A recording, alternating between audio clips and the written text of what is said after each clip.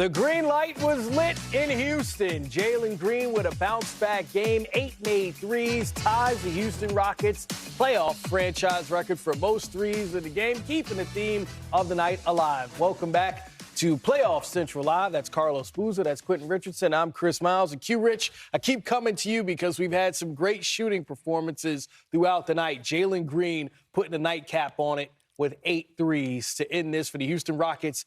An incredible 38-point game for him.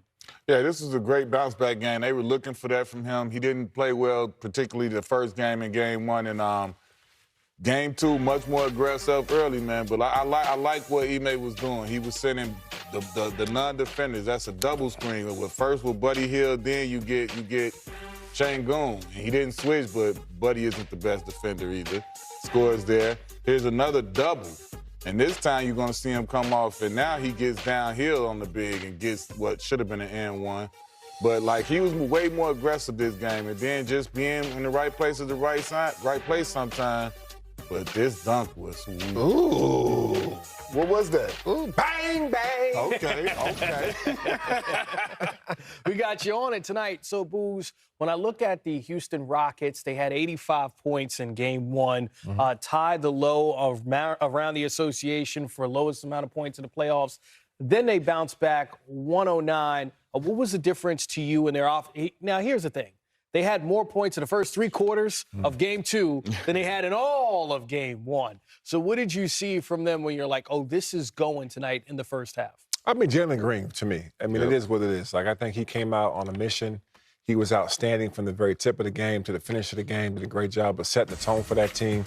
I mean, also, Şengün had a great game as well, 17, 7, and 16. But 38 points from your leading scorer after coming short in Game 1.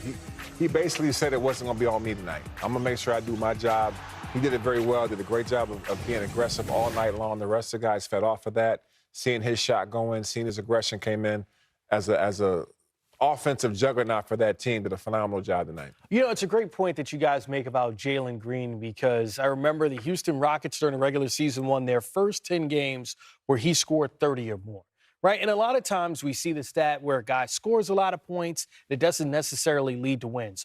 Why is it that when he scores over 30, it leads to wins for the Houston Rockets? I think it speaks to how important his scoring is to that team and how much impactful he can be when he's being aggressive and he's leading the charge like that. When you look at the collection of talent they got, he is your scorer. He's your main guy outside of Alperen Şengün. He's like the perimeter guy who needs to drive winning with his offensive capabilities. And when he shows up like he did tonight, as you just stated in the record, he shows how important it is for him to play that well. And I know that the Jalen Green dunk and the threes, they look so good, right? Yeah, all of them. But when you go back into that first quarter and you think of Alperen Şengün working out inside, plus 18 points in the paint, that was something they had an advantage, even in the loss in Game 1, because they went to it early and often here in Game 2. Yeah, they have a size advantage in the post. They did a good job of going them early and often. They get offensive rebounds. They out-rebounded the Warriors by a lot tonight, dominated points in the paint again. I mean, Şengün is just a problem. He can literally score, he can pass, he can assist. He's a baby joker out there, did a great job in this game of setting the tone as well. But to me, again, it was Jalen Green. And you look at the stat sheet, look, you got Dylan Brooks had a good night. Amen Thompson had a good night. Obviously, Şengün. Fred VanVleet still struggling a little bit, but then you come off the bench with Tari Eason. It all started for me with Jalen Green. Yeah, 5 players in double figures, 15 made threes. Here's head coach Ime Udoka, a finalist for Coach of the Year. Hello.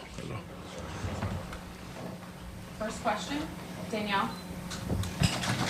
Jalen obviously had a big offensive bounce back tonight, but what did you like about his intensity on the defensive end? Yeah, I think that kind of ignited him a little bit. He got after it there, was aggressive on both sides, and we need that from him.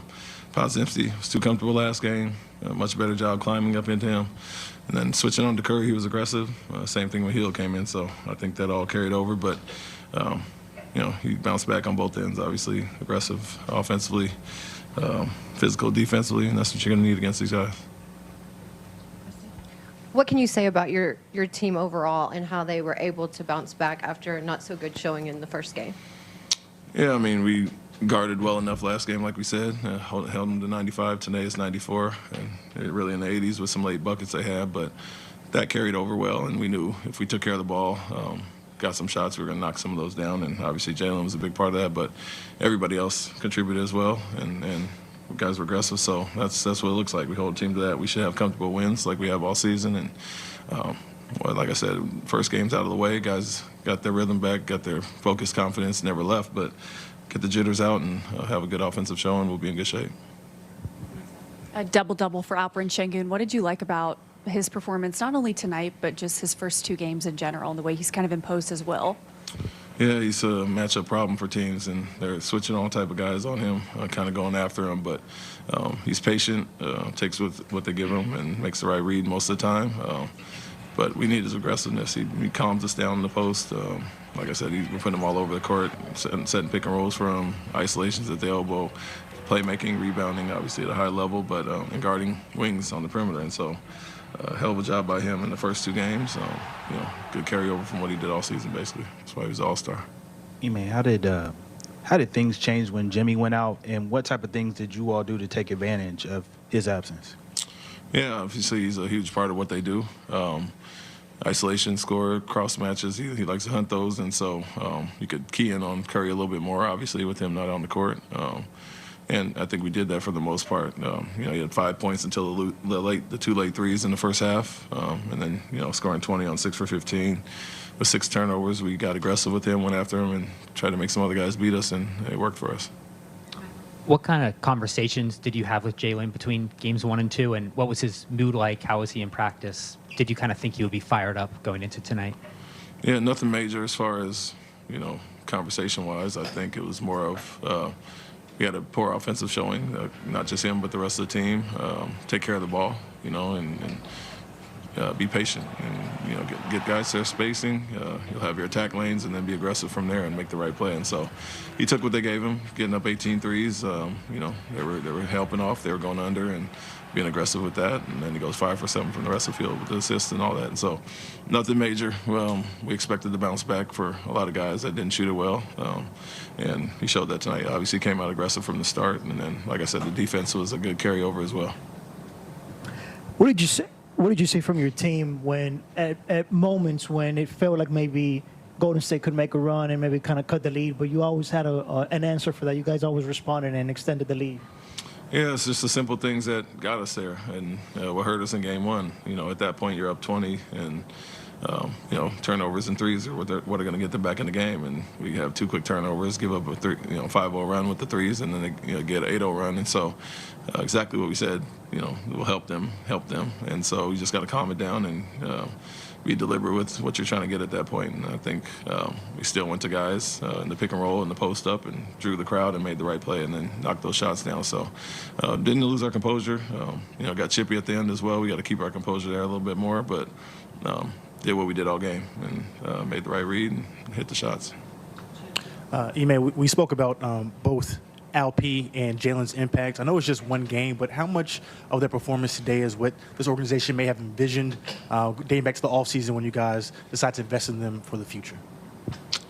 Yeah, I mean, they've had ups and downs over their first few years, but been pretty consistent, going back to last year and all this year. And so Jalen's leading scorer, Alpe's an all-star, and they all do it in different ways. But when they're both rolling, we're hard to beat, or we can go the balanced route with a bunch of guys scoring. And so we've done it every which way. And with them, it's experiences, getting it under their belt for the first time, and then just kind of going through it. And the message has been keep it simple. It's just basketball. And once you get it out of the way, that first game, it's playoffs are here, and do what you've been doing all year in your whole career. And so confident in them, obviously. We paid them, so we love them, and we got them here. And, they continue to grow, and it's great to see for the first time them going through this. Coach, it seems as if this team thrives off the physicality, the altercations, the technical fouls. In terms of how it pertains to playoff basketball, do you see it as a positive thing in terms of getting your guys galvanized in the moment? Yeah, it seems to always do that. We that's who we are. That's our identity for the most part. So, like I said, from start of the playoffs, we don't have to flip a switch and try to get tougher, try to get more aggressive. That's kind of what we built everything on, and so that carries over to the playoffs. We understand that, and if they let us play both teams, it's in our favor for the most part. Golden State as well is physical. You just have to play through it. You can't expect it on one end and then cry about it on the other. And so if it gets chippy, we've seen over the last 2 years, that works in our favor for the most part, gets us amped up. And but when you have a lead up 20 and things start to happen, you understand why, and that's kind of the last resort by teams. You got to keep your composure at that point and just stay calm. Coach, you mentioned that. So as Ime Udoka spoke about, a lot of chippiness at the end of the game. Also, Jimmy Butler injured, did not return. Steve Kerr at the podium to discuss those things and more for the Warriors. Tim, just what were the emotions as you saw? Well, Brandon wasn't feeling great, and then Jimmy go down, right? Kind of in a real quick succession there. What were you thinking? What was that emotion like? There's really no time sub and trying to think about new substitution patterns, who you want to pair together, all that kind of stuff. So obviously feel terrible for Jimmy. Hopefully he's okay. We'll see. He's going to get an MRI tomorrow. And BP, really proud of him for making the effort. He's been feeling terrible all day, and he tried. He got an IV at halftime. Just didn't have it. So tough night. We'll bounce back. Talk to Jimmy at all? Yeah.